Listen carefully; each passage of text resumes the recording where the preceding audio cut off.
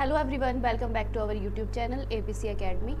आज 25 जून 2023 को HP TET non medical exam held हुआ है और इसमें साइकोलॉजी सेक्शन में जो क्वेश्चन पूछे गए हैं उनके अंडर हमारे पास सबसे फर्स्ट क्वेश्चन है, if a child misbehave in a class time and again the teacher should be. यदि कोई बच्चा कक्षा में बार बार दुर्व्यवहार करता है तो शिक्षक को चाहिए, right answer is your punish him. अगर कोई बार बार कर रहा है तो उसे पनिशमेंट करना है, अगर एक आधी बार किया होता तो आंसर होना था इग्नोर हिम।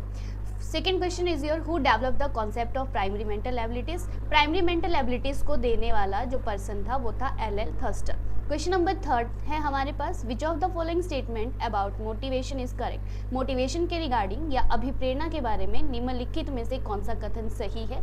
ऑप्शन 1 है motivation is internal only, external only, and third one is inculcate as result of some need, और fourth is your motivation is not useful for learning. तो राइट ऑप्शन हमारे पास रहेगा that is your motivation is inculcate as a result of some need, क्योंकि motivation internal भी होती है और एक्सटर्नल भी होती है। तो यहाँ पर अकॉर्डिंग टू द क्वेश्चन जो राइट आंसर रहेगा आपके पास अभिप्रेरणा किसी आवश्यकता से उत्पन्न होती है।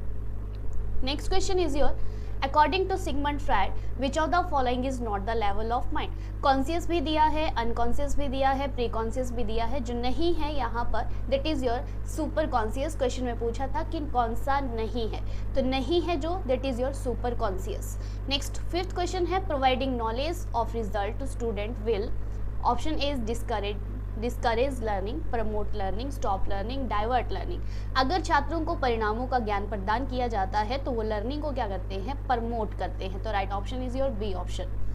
In some cases, children show less mental ability as compared to their parents and vice versa. This rule of heredity is known as। यहाँ पर पूछा गया था कि माता पिता की तुलना में अगर वो कम मानसिकता क्षमता दिखाते हैं होंगे अपने पेरेंट्स की तरह, लेकिन कंपैरिजन में बात करेंगे तो उनसे थोड़ा सा कम होंगे। तो ये बात कहता है कौन, law of regression. Next question is your, dash is not an element of creativity. Creativity में ये तीनों चीज़ें शामिल हैं, जो नहीं है आपके पास दैट इज योर मेमोरी। तो memory is the right answer here. Next question is your, question number 8, mental age and chronological age of a student are 8 and 8।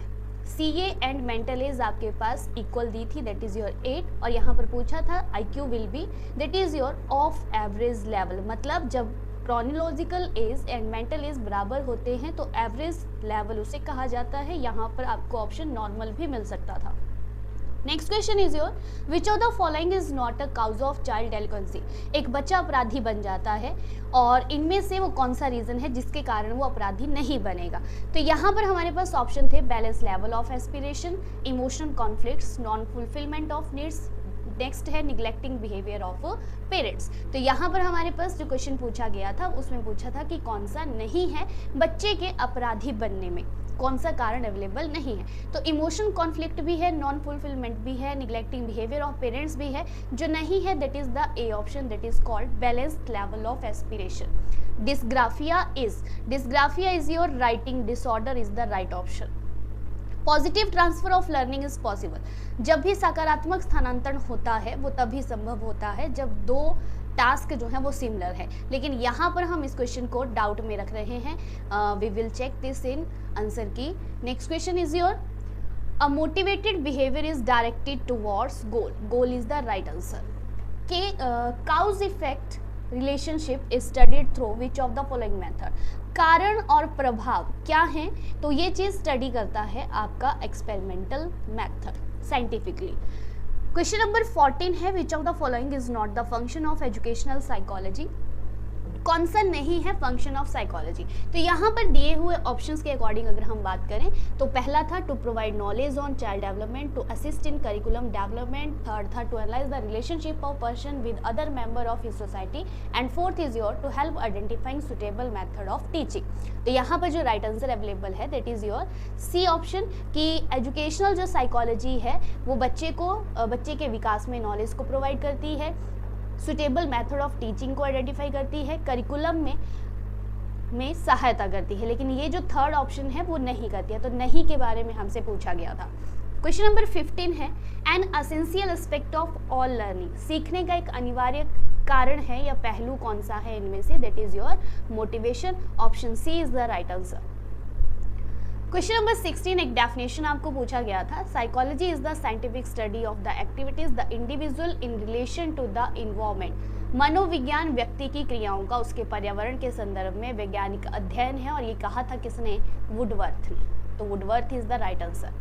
Unusual, repetitive behavior and or a tendency to engage in a restricted range of activities are the symptoms of autism. Autism is the right answer. According to Kohler-Berg, a child passes through how many stages of moral development? Moral development की जो stages दी गई हैं वो 6 दी गई हैं। So option A is the right answer. Question number 19 है which of the following is not a factor influencing learning? कौन सा ऐसा फैक्टर है जो लर्निंग को प्रभावित नहीं करता है? तो क्लासरूम या इंस्टीट्यूशन का जो सोशल इमोशनल क्लाइमेट है वो भी प्रभावित करता है। प्रोविजन ऑफ फीडबैक है, पृष्ठपोषण का प्रावधान है, वो भी आपको इफेक्ट करेगा। तीसरा है ट्रांसपोर्टेशन फैसिलिटीज, और फोर्थ वन है aspiration level of the learner. तो third is your right answer. नहीं है ये किसका, लर्निंग का इन्फ्लुएंसिंग फैक्टर। क्यों नहीं है, क्योंकि ट्रांसपोर्ट फैसिलिटी जो है वो हमारी लर्निंग को अफेक्ट नहीं करती है। तो right option is your C option. Question number 20 है which of the following is the SR theory of learning without reinforcement. Reinforcement के बाद जिस लर्निंग थ्योरी में नहीं की गई है वो कौन सी है? तो हमारे पास थॉर्नडाइक में भी रिवॉर्ड और पनिशमेंट की बात की है जो एक तरह से रेनफोर्समेंट है। स्किनर ऑपरेंट में रेनफोर्समेंट कहा गया है। हल्स रेनफोर्समेंट, नाम ही रेनफोर्समेंट है तो ऑटोमेटिकली रेनफोर्समेंट है। तो बचा हमारे पास option that is your Pavlovian conditioning theory. This is your right option. Who concluded that language and socio-cultural environment play a vital role in cognitive development of child? जब भी socio culture की बात आ जाए प्लस लैंग्वेज आ जाए, that is only option regarding to Vygotsky. Who propounded the multi-factor theory of intelligence? Multi-factor की बात पूछें तो that is your Thorndike is the right answer. Option A is the right answer. Question number 23, when the conscious mind of person is focused on some object, जब एक व्यक्ति चेतन मन से किसी वस्तु के ऊपर ध्यान केंद्रित करता है तो उसे क्या कहा जाएगा, that is called attention. A option is the right answer. Question number 24, which school of psychology accept psychology as the science of consciousness? ये कहा था किसने, स्ट्रक्चरलिज्म ने। Structuralism is the school of psychology which accept psychology as the science of consciousness. Kohs block design test of intelligence is a type of individual performance test. Question number 26 is your a student always get 2 toffees after writing 10 correct line. It is an example of action based जो ratio reinforcement रहेगी उसे कहा जाता है fixed ratio reinforcement. Action के एक fixed action के बाद रेनफोर्समेंट दी जाती थी 2 टॉफीज की, तो वो क्या हुआ, पार्शियल रेशियो। अगर यहाँ पर टाइम पूछा होता तो यहाँ पर होना था fixed interval reinforcement. Next question is your an architect is found to exhibit which of the following type of intelligence? एक आर्किटेक्ट के अंदर किस तरह की इंटेलिजेंस प्रेजेंट होती है? तो वहां पर जो इंटेलिजेंस प्रेजेंट होती है that is your spatial intelligence. Next question is your who propounded social learning theory?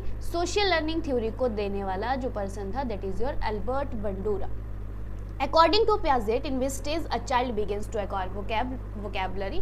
अब यहाँ पर अगर हम लैंग्वेज की बात करें तो बच्चा लैंग्वेज डेवलपमेंट सेंसरी से ही करने लग जाता है। वोकैब की बात करें तो प्री ऑपरेशनल में उसका वोकैब जो है वो धीरे धीरे बढ़ने लग जाता है। तो यहाँ पर according to the question answer आपका प्री ऑपरेशन रहेगा, बट फिर भी हम इसको डाउटफुल रख रहे हैं। According to answer key of HP board हम यहाँ पर देखेंगे कि इसका आंसर क्या है, तो आप इसको डाउट के ऊपर रखेंगे। अगर आपको कहीं से ऑप्शन में मिलता है तो आप उसको देख सकते हैं।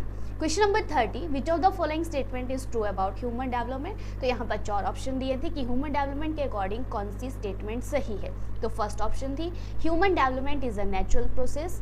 सेकंड था human development is possible without growth. तो ये तो गलत था कि ग्रोथ के बिना पॉसिबल नहीं है, क्योंकि हमारी जो डेवलपमेंट है बोथ हेरिडिटी एंड इन्वायरमेंट के ऊपर डिपेंड करती है। ठीक है।